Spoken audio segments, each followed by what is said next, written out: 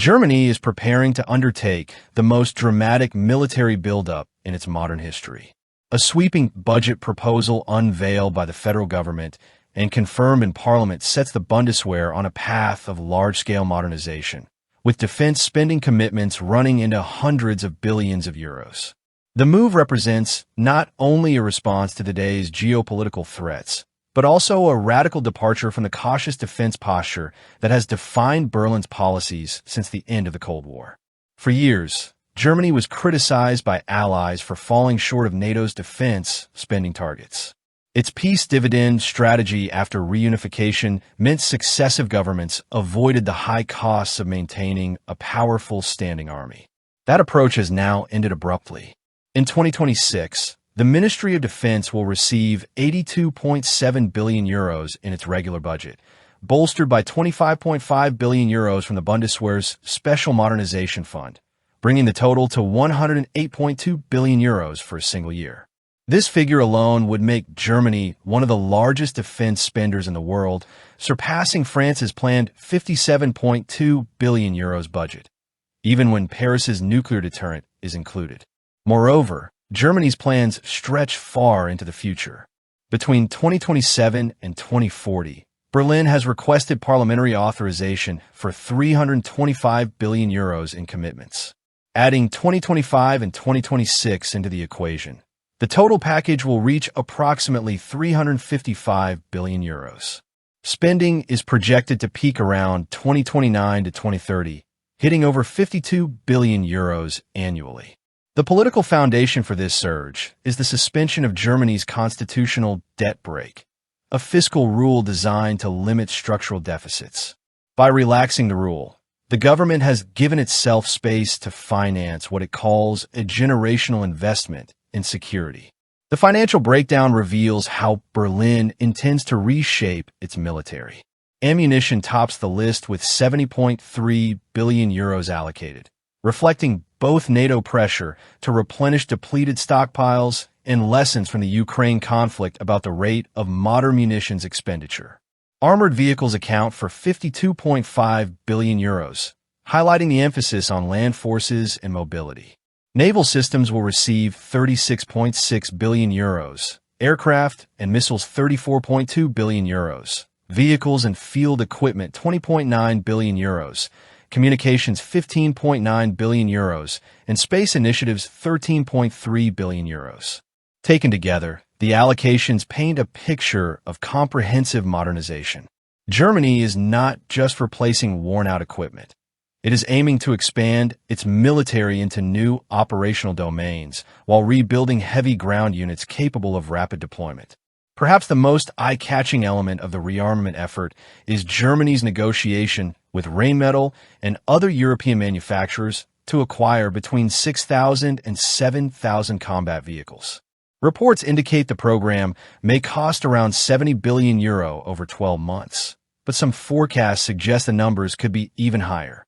Bloomberg has cited potential orders for up to 1,000 Leopard 2A8 tanks, 3,500 Patriot 6x6 vehicles, and as many as 3,500 Boxer armored vehicles.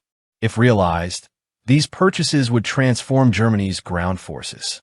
Currently, the Bundeswehr operates 313 Leopard 2 tanks, 680 infantry fighting vehicles, including 350 Puma units, and roughly 800 armored personnel carriers, of which 331 are Boxer platforms. In other words, the new acquisitions would multiply the size of the armored fleet several times over, enabling the creation of multiple new brigades with modern equipment. The Leopard 2A8, fitted with the Israeli Trophy active protection system and a 120mm smoothbore gun, represents one of the most capable tanks in NATO. The Puma infantry fighting vehicle adds advanced firepower and modular protection, while incorporating the MUS 2.0 defensive suite. The Boxer's modular design allows it to switch between troop transport, command post, and medical evacuation roles. The Finnish-made Patriot 6x6, meanwhile, would bring amphibious mobility and cross-European standardization through the Common Armored Vehicle System, CAVS, initiative. This procurement push demonstrates Germany's ambition not merely to modernize its forces, but to create an army able to respond swiftly to crises on NATO's eastern flank, where fears of Russian aggression continue to shape strategic planning. The German buildup extends well beyond armored brigades. Berlin has confirmed plans to acquire 20 additional Eurofighter Typhoons and is exploring long-range missile and air defense programs to strengthen its skies. The investments in naval systems suggest expanded blue water ambitions, while billions earmarked for space point to an awareness of the growing importance of satellite-based surveillance, navigation, and communications in modern warfare. Compared with other European nations, Germany's trajectory is striking. Once criticized for free riding on NATO security guarantees, it is now positioning itself as the alliance's conventional military heavyweight on the continent, complementing, but not competing with, France's nuclear deterrent. Hardware alone cannot deliver capability. To operate the expanded fleet of tanks, aircraft, and ships, Germany needs a larger and more professional military workforce. The government has announced plans to create 10,000 additional permanent military posts and 2,000 civilian positions in 2026. A further 20,000 temporary slots will be introduced under a new short-term service scheme designed to attract younger recruits. The Bundeswehr's personnel currently stand at 183,100 soldiers, but the target is to surpass 200,000 by 2030.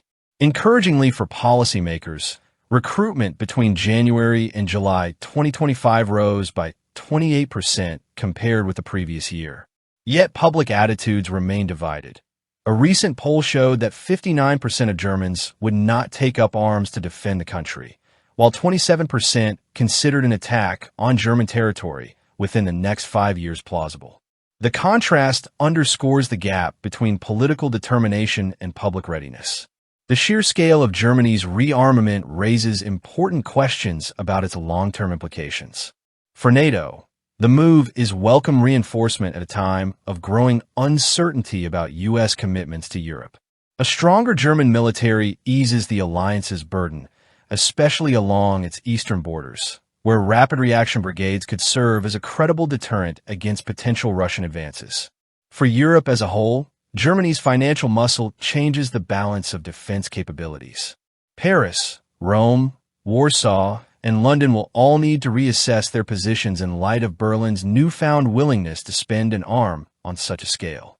While France retains unique nuclear capabilities, Germany is emerging as the dominant player in conventional forces. Domestically, however, the program represents a gamble. Financing such vast commitments in an era of fiscal pressure could trigger political resistance, particularly if economic conditions worsen. Furthermore, Berlin will need to manage industrial capacity to ensure production lines for tanks, vehicles, and aircraft can keep pace with demand, a challenge that even the United States has struggled with in recent years. Germany's decision marks a profound turning point. After decades of military caution, Berlin is embracing an ambitious, long-term path of modernization, expansion, and integration into NATO's collective defense. By the end of the decade, if all plans materialize, Germany will field one of the largest, best-equipped armies in the Western world, with capabilities spanning land, air, sea, and space. In the shadow of Russian threats and amid doubts over long-term American engagement, Berlin has concluded that deterrence cannot wait. The cost is extraordinary, Euro 355 billion through 2040, but so too is the transformation. Germany's rearmament is not just about numbers on a balance sheet. It is about re-establishing itself as Europe's security cornerstone.